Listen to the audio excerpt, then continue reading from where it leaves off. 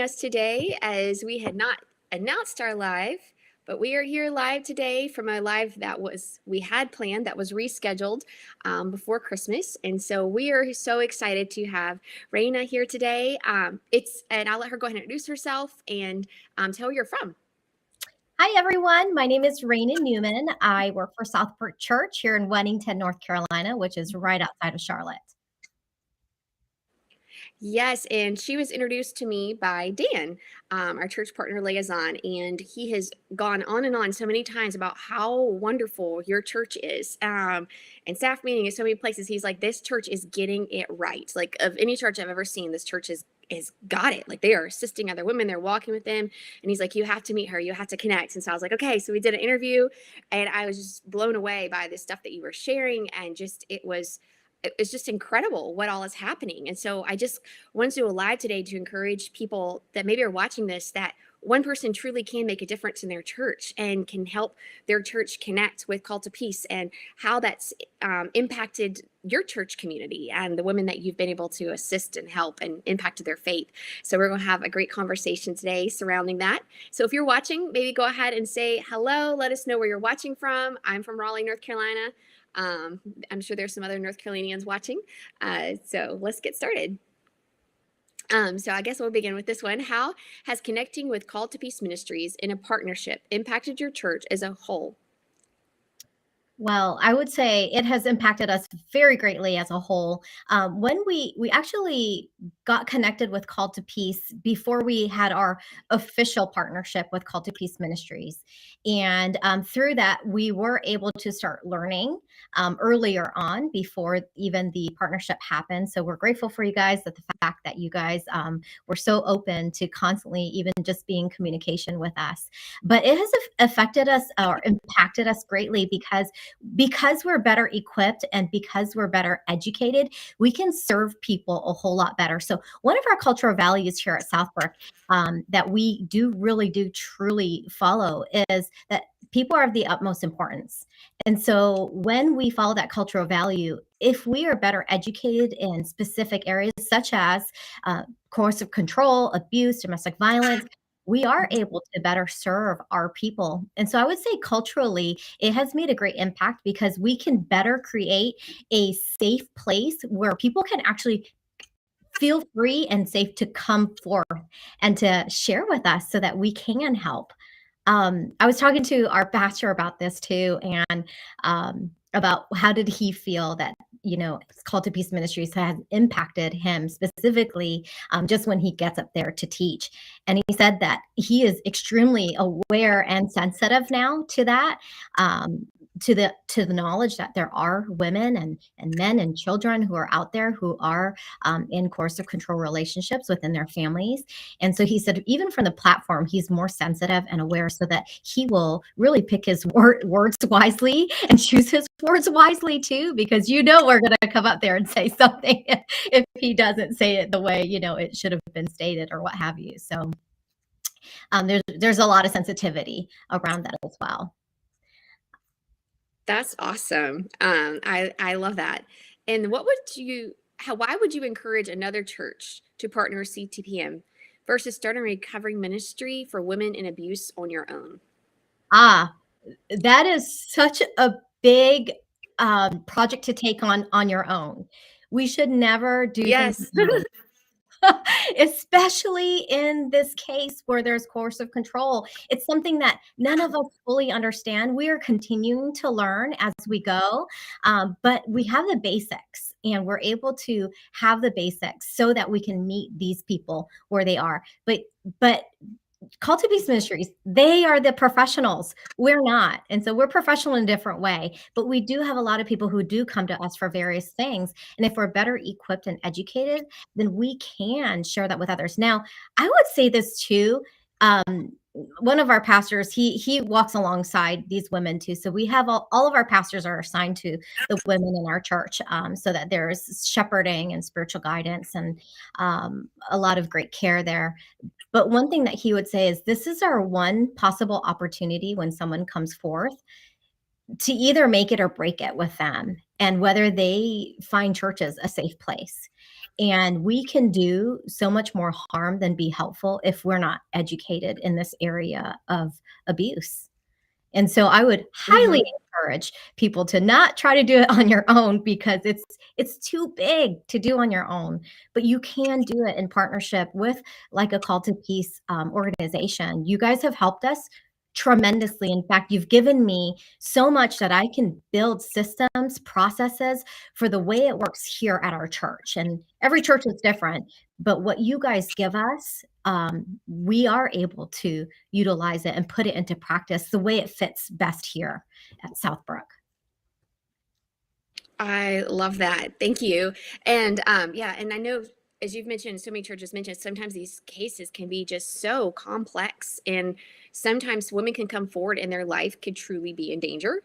And when you have that type of weight of responsibility on your own, that's not something you really want to approach. Or, God forbid, there's this happens, sexual abuse is going on in the home, and that's not really something that you're going to find it's going to be very easy to handle on your own when really challenging, complex situations come in. And then I think a lot of times pastors too get very worried because they don't know if it's coercive control or if it's marital conflicts, and you hate to just separate somebody and it's like, oh, this is actually just a marriage conflict, and that's happened before where Dan's like worked with a pastor and he's like, this is not coercive control, this really is a marriage conflict, and now the couple is thriving. And so it's good to have somebody else there just to kind of bounce something off and to help with that and everything. So we are grateful that you are partnering with us and all the good that you're doing together. So thank you. Yes. Well, thank you guys because I actually just talked to Dan. Was it Monday or Tuesday? I had a situation, new situation. Every situation is new and complex, like you said. But this situation, I had just never seen it. And it was quite scary. And so I called Dan. I'm like, I need help. But to know that you guys are just a phone call away, I have more Mhm. confidence and I have better confidence on our abilities because it is a scary thing to walk alone. So I would not encourage people to try to start up on your own, but to go with the professionals because you guys provide us with resources, from tangible resources, books, articles, these webinars that you put on, the Call to Peace, the House of Peace training for advocacy, which is something that we're utilizing right now. And on top of that, we had you guys come in for Protect the Flock training. So one thing, you had asked about culture, about how Call to Peace Ministries um, really has impacted our church. And I would say, even on a ministry level, we were able to do Protect the Flock training um, at our church with our staff. And I would say one major great thing that had happened through that was we invited our staff, we invited our elders, the elders' wives, and the pastors' wives as well. A lot of people who are possibly in contact with people immediately, who are the first people that they would come to talk to. And what was really cool is that we have a young staff member on our staff, a gentleman. He's in his young 20s, and he did the Protect the Flock training, and he works at a restaurant on the weekend. And he was able to take what he learned and apply that in his workplace. So it's not just here at our church, it goes out to the community too. So it benefits our community. But he saw some yellow, red flags with some of the women at his workplace that he was able to then help them with some good next steps. So that was a huge win in and of itself with just the culture that we're building here at our church. That was a huge story, and I ended up sharing that. If y'all are following our social media, it was right before we were going to do a live with you. It was a picture of you and another woman, and I was talking about that one pastor mentioning that that was kind of skeptical of it, and then went and saw it in his workplace and brought her in, and how you've been able to help her, and it's just neat. I think sometimes being able to enforce that too. I mean, we can't force people to go to things, but being able to bring it into your church and be like, this is required for our leadership, because like you're saying, once you see it, it's just really hard to unsee it. It's the same as for pastors too. And it's, a lot of times these men present, as you know, very good facades, and they're abusers, and they seem to have it all together and such a great story. And she's just kind of all over the place and kind of panicked. And so it just kind of helps them solidify and understand, and not to always just, I think it's easy to jump to conclusions when you don't fully understand it, and just be like, okay, I can understand him being upset. She's going off the crazy, but you don't really understand all that's going on at home and the crazy making and the cycle of it. But then once you start to see it and you see things come out and he says this and she says that, you're like, oh, that's course of control. That's what's happening. This is why she's responding the way she is, not for any other reason. So I just think it's wonderful. So thank you for sharing that. Mhm. And so, what are some of the first steps someone can take to invite their church leaders into a church partnership with CTPM? I can share with you what we did, and I I think what's really important is that you first and foremost get your senior leadership team and your pastoral team on board, because we know their influence is great, and so it will trickle down to the rest of everybody else. And so, um, Mhm. our pastors are phenomenal men, godly men, and they're caring and thoughtful and wise. And so, this training, them latching onto this and really taking it, has really, I believe, has helped our staff get on board too. And so, our staff is on board too. And I think that's a big key to try to get your key members um, on board. And then I really think it's important that when you have the staff and the pastoral leadership team and your senior leadership team, we're stronger together too. And so Yes. it's where I feel like even with the trainings that has better equipped us in so many ways, like the Protect the Flock training, we were able to take those good next steps to help people get through what they needed to get through. And so I would say Protect the Flock training is a great next step. And that's where, Call to Peace Ministries, they come in, they bring in a team. They do a great job with that because they have a pastor that comes in, which is good because having a male up there really helps speak to the other men as well. And then we had actually Joy came in and several other women as well. So it was nice. You got a variety of perspectives, but really great key trainings that then can lead to more. But it was basics so that, like I said, that young guy that we have on staff, he got the basics and he was able to utilize that. And he was able to, he invited them to church, he invited them to come speak with me. And so he kind of, did some good next steps for them. So it was really good. But I think Yeah. another step that I would really encourage is that someone needs to really champion this, whether it is a lay leader, like a high capacity volunteer, or someone in the senior leadership level or on staff, because you need someone who will keep driving this for education, training purposes, driving it to share awareness with others, taking the time to talk to people about it too, not just the victims themselves, but to have it go out and beyond to everybody else, primarily those who are helpers, if you will. I think you guys like to use that terminology of that we're helpers. So it Yes. looks Somebody just came in and said they can't curse like anymore. I'm just trying to figure out. Um, Not sure what is going on. If that was her computer or. Uh, yeah. Okay, it's back on. All right, we're good to know. There must have been a glitch in a system. Everybody else is saying they can hear. Okay, just want to make sure because this is important stuff. We do not want to miss this. And then I was just curious too, kind of a thought on my mind is what have some of the women in your church said about the partner, like about the team that you've been able to have? What has it meant to them to have a safe place within their church? That they can go to, that they feel safe and can heal after experiencing the devastating effects of domestic abuse. You're right. I mean, after the effects of the abuse, there's a lack of trust. for anyone to come into, especially that area of their life. And so, building trust has been a big piece of it. I would say that the women, so we have women's groups as well. So we've created that so that they could have camaraderie, encouragement. They could be each other's errands when their arms are just getting tired, because we can't do it all.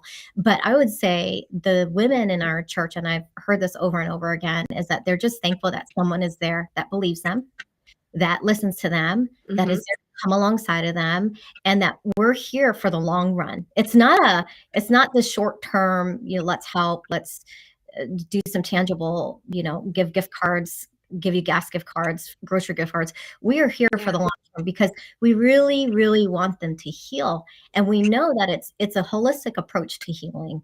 We're just a piece of it. The church is actually a really big piece of it. But it takes other Yeah. professionals to come alongside these women. And if maybe we are the only ones that are coming alongside of them, then wonderful. I went to the Call to Peace spring conference last year, and several of us women went. And as I was sitting there, I recall several women talking about how their churches weren't supportive of them, and that was a pretty big theme, that they would go and share with the church what was happening, and then they would receive a negative response and maybe never even want to go step back foot in a church. And the women looked over to me and they were like, "Thank you so much. We had no idea that this is how it's happening at other places too." So I think they're extremely grateful because they have someone in their corner, someone to hold their arms up to when they can't. Mhm. Mhm. And what has been the most rewarding part for you to be part of this and to see God work in this? Mm. I would say the biggest thing is when we see that these women are growing in their walk with the Lord. More than anything, that they understand the gospel, because it all of this goes back to the gospel of what Jesus has done, his grace for us. And I think it's part of that Mhm. healing journey for the women. And I cannot imagine for them to not have Christ in their life, to go through what they're going through. And so it's given us an opportunity. For me, I work for church, so that's our biggest thing, is share the gospel, share the good news with everyone. He saved me, and I want others to know about his goodness. And so that to me is the biggest win. That's rewarding, but to also know that we are helping generational sin to come to an end. And this is something that is a reoccurring conversation we have with our women, is that they're doing the hard work because they don't want their children to fall victim of what they have gone through since their childhood. So we know a lot of this that goes back, and then there's a cycle of abuse that happens generation after generation, and they want to be those breakers to just break that cycle. And so we're here to support them and to encourage them along the way to do that. Wow. Yes, and I love that you mentioned breaking the generational cycle. That's our theme this year, and for end of the year campaign that we have going on right now. The church gets this, it truly breaks the generational cycle. It does break it too, it only gets it. But when you say and show her children and walk alongside them and show them what true Christianity looks like, you're helping them heal. You're helping them make a different choice. But put yourself like in a child's shoes. If you're thinking of this, imagine going to church and your mother is not helped, and you've seen all this domestic abuse in the home, and then you watch the church shun your mother. You watch Your mother not be able to enter into church. You watch your mother struggle with her faith. Like, if you think about those things, how that impacts children for generations. A lot of times those kids are like, they see God as fake. They see Christianity as fake. They struggle with trusting God. But we've seen over and over again that when a church gets it And walks alongside a woman and her children, it impacts them so much, because you're saying to the children, abuse is not okay. True Christianity doesn't tolerate abuse. It walks with us in through our depths of our pain. It's there. You're showing them church community, everything. And so I love that, because I just wish in my heart could plead with anything with the pastors is not only the women are so important. I'm not saying that not only are you impacting a woman, you're impacting her children and Yes. future generations. And that's so important. You can be cycle breakers and affect the course of their children's children and their children's children. It's not just one person that's involved here. Yeah, there's such a reality of the consequences of this person's sin that are left with devastation in these families. And they recognize that, they're having to live the consequences of someone else's sin. And so when they recognize that and see that too, there's a long healing journey that takes place for them. And I do feel like some are 5 steps forward, 2 steps back, but we're moving forward because they have support. And we might only be their only support, because I do have women whose families do not support them at all and don't want to maybe even understand what true abuse is like, or maybe they twist scripture. And so our role too is to help untwist scripture and to help them to see the biblical context of everything, and to relearn that, because that's another skill they have to relearn over again. And so it's like I said, it's a holistic approach to it too. Yes, that is so true. So well said. And then somebody's asking this question. I don't really know that I have the answer to it, or either that you do, or how you would answer this exactly. Somebody's saying, why do churches resist learning from counselors? It's so frustrating to me, misunderstood. There seems to be a suspicion and prejudice against professional counseling with many. That really breaks my heart. I think when we talk about the church, I'm assuming we're talking about, the capital C, because in general, what the church is here for. I know our church, we help our women with counseling sessions. So we actually have created a resource list for our women who the counselors who understand coercive control, who understand trauma. And so we have this list that we refer them to, but we also help them pay for counseling. So we are huge proponents of professional counseling, because once again, it's one of those things that we're not professionals in these areas. We're not medical professionals. We're not therapists. We're not legal professionals, but we can certainly learn from other people. And we do refer out to that. And I hope that churches do that. And I'm reading here that not all churches do that, which is, again, it's really sad, because we have to rely on the professionals. We can't do everything.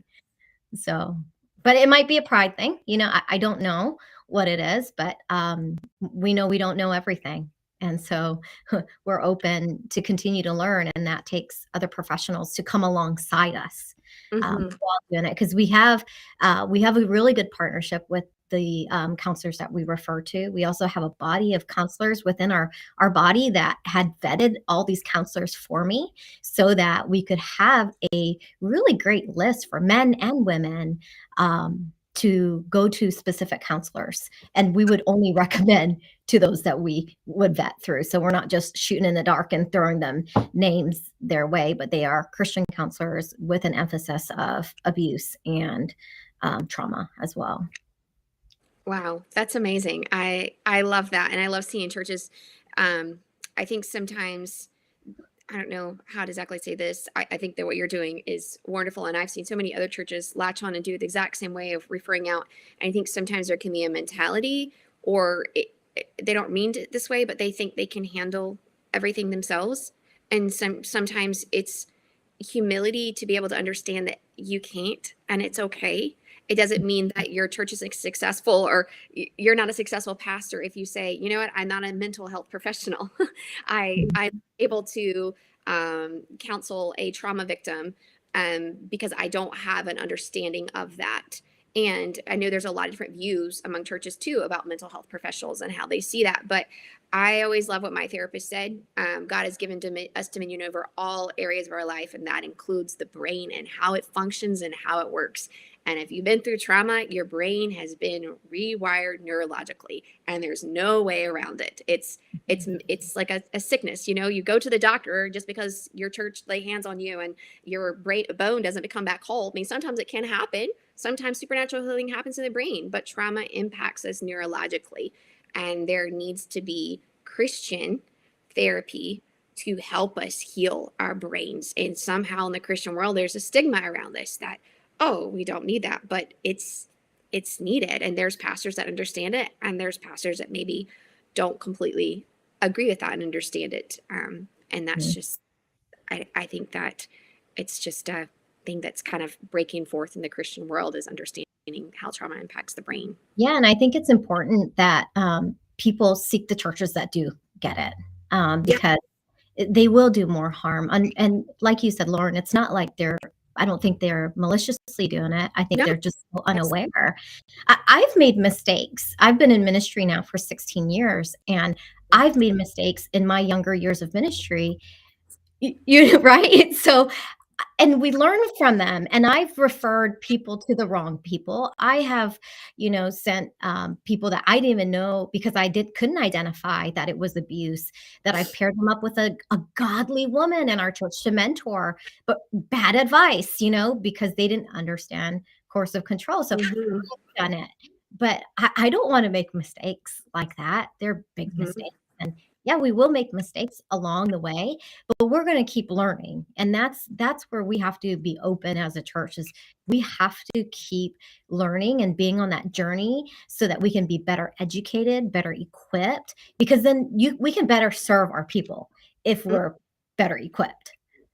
Oh, I love that. I love that, seen as a way to partner with others to better serve our people. I love that so much. Thank you for saying that. And yeah, definitely do not believe it's malicious. And I, like you said, made a lot of mistakes. And I think something that's on my heart to say is, just because one church gets it wrong, doesn't mean one time that they're not going to get it right in the future. I have seen so many churches that have gotten it wrong initially, and then they're like, whoa, we didn't mean to do that. Maybe we need help. Maybe we need to understand. So just keep praying for them too, because I do believe in the power of prayer, that God can work and open their eyes to see and change. And just because they weren't a safe place for you doesn't mean that God, even though is hurtful, and that's very painful, I understand and acknowledge that, doesn't mean that God cannot work through that situation to open their eyes to for them to have understanding of course of control. Because I mean, like you said, I've been in ministry since I was in my early 20s, and gosh knows the things that I said in my early 20s to people. I was trying so hard on the best of intentions, but I just didn't. If some woman came to me for marriage counseling, which has happened before in my 20s, I don't think I gave a very good marriage counseling advice. I didn't know. You know what I mean? And it's okay. So extend grace, because God knows I needed the grace. Other people need the grace too. And God can work in and through their hearts, and just trust him.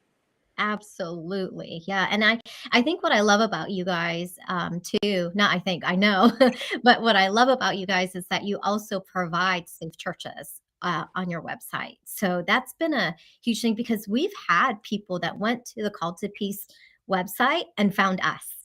And we have one that's probably 45 minutes away, and we're getting to know each other, but she's willing to take that drive because she wants to find a safe church, a church that gets it. And I told her, I said, we don't know everything. Just know that, but we're learning. So we're going to be on the path to be lifelong learners too.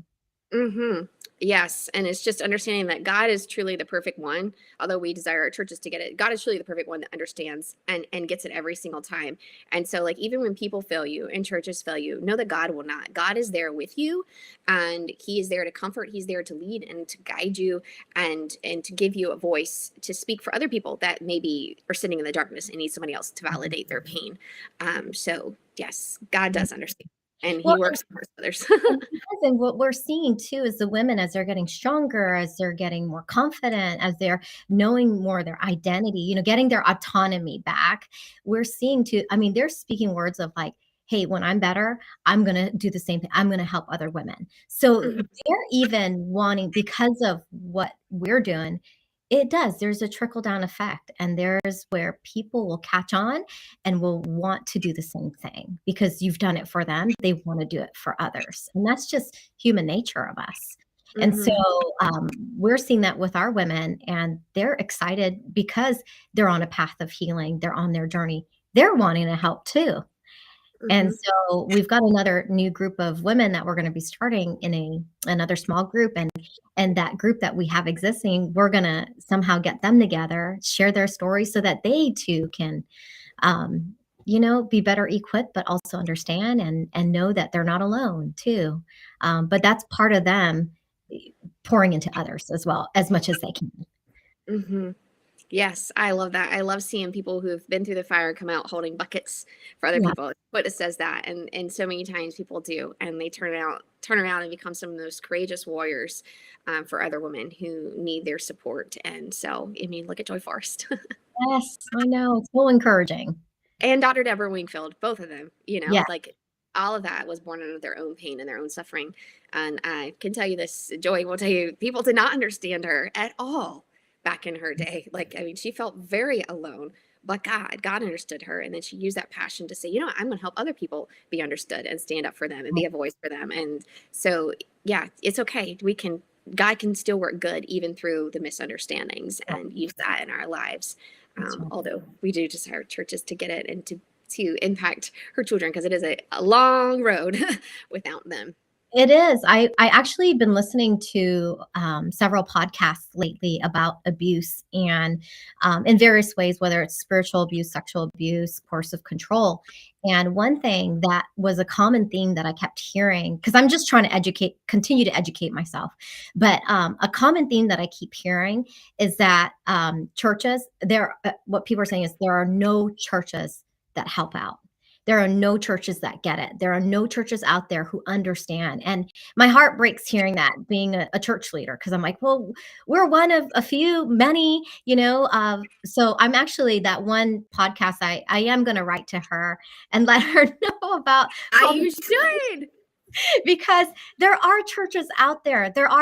We're a little slow to catch on, because if you think about it, and I'll give you a perspective of just a church leader, just a typical church leader, we have so many needs that come to us. Mm-hmm. And the spectrum is so wide.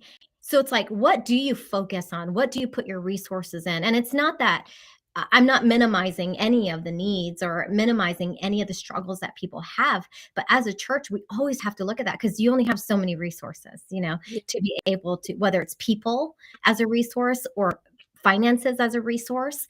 But this is one that I would say is definitely elevated in our church, because the more that we are learning, God has opened the doors, and we continue to have more women primarily coming forth and sharing. And so we're, again, better able to serve them because of that. But they're seeing that our church is caring, loving. We really do want to be Jesus. And I know that might sound cheesy to some people, but it is the honest to goodness truth. And so I think what's sad is that, yes, a lot of churches don't get it, but there are churches who are getting it. And there are churches that are trying. And I think as church leaders, we just need to help each other do that. Mm-hmm.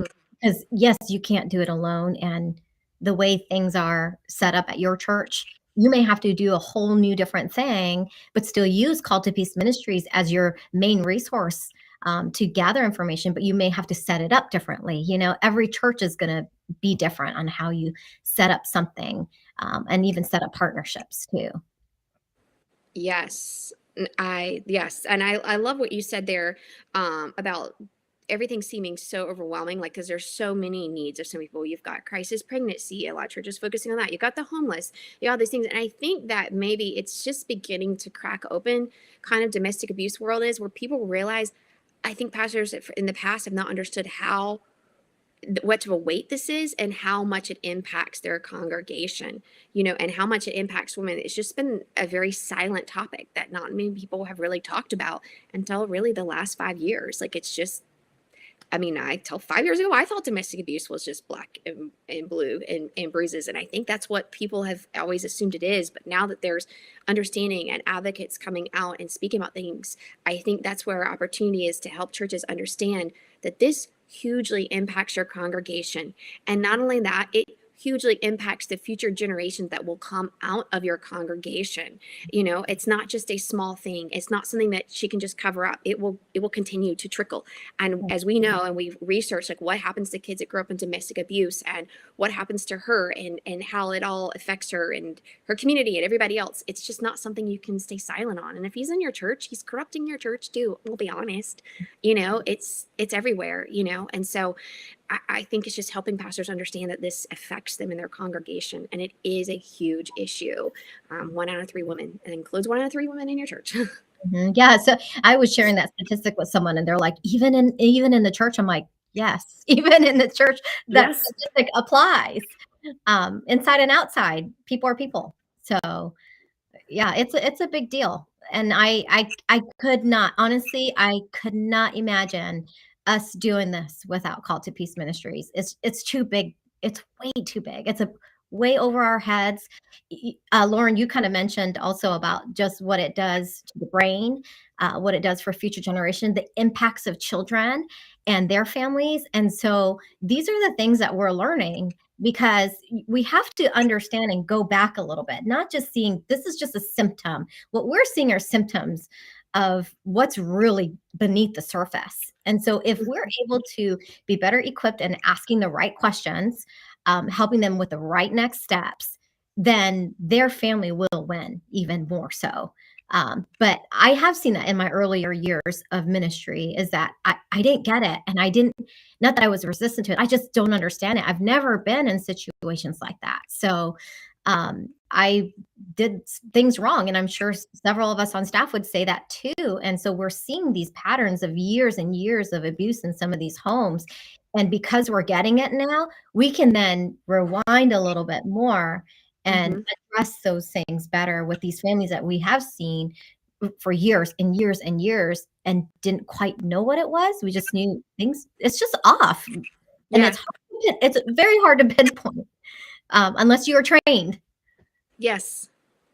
Yes. Thank you so much for sharing all that. I appreciate your heart and just all that you're doing. And something else, the last thing I want to say, sorry, and we have one more question too, is like, for women watching this, you may be seeing this and you're like, you know, as you're mentioning, as things are opening up in the world, is domestic abuse world, and people are getting more knowledge, you can take this information and make a difference in a church. You know, you can do like Raina is talking about here, and partner with a church to be a safe place for other women. Maybe you didn't have that, but use what you didn't have and that pain, and that, you know, as you heal and as you overcome, to help other women, and take that and use it for good. And so I just challenge you to do that. And then maybe some of you are saying, my church won't do this, or I don't know. You never know until you go forth and talk to your pastor, and you don't know what God could be doing in his heart. I attend a church that recently partnered with Call to Peace Ministries, and seeing that happen and seeing God do that, you just don't know. So just go forward and talk to them, bring another pastor in, or you know, Dan or somebody else that can talk to your pastor, because you don't know until you ask. Yeah. Yeah. And so I would like to ask the next question is, what would you say to pastors or ministry leaders watching this who are thinking about creating a response team within their church? Go ahead and do it, because your next step, if you just don't take a one step forward, you'll remain the same. And so I would say just do it. Start with reaching out to Call to Peace to help get you started too. I know Dan is available. Dan was there for us constantly. And I do have to say, one thing that I would really, really encourage you to do is to pray about who that response team is, those people that are on there, because just as much as we can do harm to others if we're not, you know, I would say our hearts aren't aligned with Jesus's heart for the oppressed. If we don't fully understand, not that we will always fully understand, but really fully just understand what abuse is.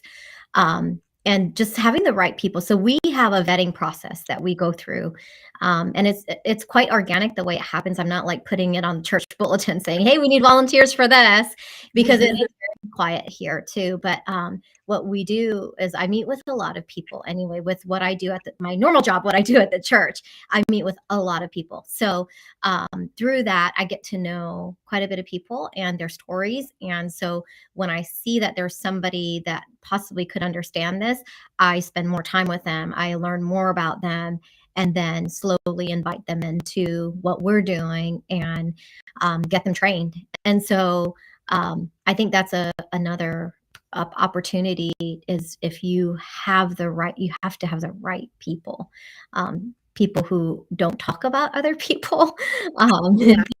because we're talking about safety, and it's extremely important that we keep these families safe. So I would say vet through that process on who you decide to be part of your team. And of course, Dan, like I mentioned earlier, I just talked to Dan Monday or Tuesday, and it's so funny because I think he's on my call like I have to call him every 3 months or something. That's been our rhythm. But I'm so grateful for him because he has helped us through so many things. He's even come on a call with several of our pastors when we had an incident that was a little scary, and we really didn't know what to do on that male side of things. And so I got the pastors involved, and we called Dan, and Dan was able to talk to the pastors, and we had him on speaker, and we all worked together as a team, so that we could provide the best safety plan and the best response team for this person. So Dan's a gem, and I'm happy to share anything that we have. We don't know everything, but what we do know, I will pass on and I will share with you. Again, I know all churches are set up in a different way, functionally and with systems and processes, but I can share with you what we've done, and I can also hear how you want to set things up and maybe help you set things up at your church. We always say, think big, start small, go slow, because it is really overwhelming to think of all that does go into serving people who are being abused. Mhm. Yes. Well, thank you so much for your heart and for interviewing with us today and telling us about your church and what all you've done. We're so grateful for you. You are setting an example for so many and paving the way. And I'm excited because I'm hopeful that there's more people watching that are like you and are like, I don't want to do the same thing for my church. And I'm hopeful, we're praying for this, that at least one church partnership will come of this today. So Raina has mentioned you can reach out to her with questions and comments. If you're comfortable with that, do you need to, I guess, we'll find a way for. Yeah, I'm you sorry, can what? share my email. Oh, okay, I will share her email in the chats after this conversation. So please reach out to her with any questions that you have. And she is more than willing, and she is such a wise woman. I just learned so much from her in that 1 hour we got to spend time talking together before we interviewed here. And I know that she'll be able to help you and guide you well. So thank you so much. And I also want to mention we're still in our end of the year campaign. We only have a few more days left, and we have a $20,000 matching grant from Leslie Vernick. And so if you feel compelled to give to help end the generational cycle of domestic abuse, every dollar will be matched dollar for dollar. So that's double the impact. So we definitely still have a ways to go to reach our $20,000 matching grant. So encourage you to pray about that and consider joining us. So thank you so much, Raina, for your time today, and we'll look forward to speaking again soon. Thank you for having me. Thank you.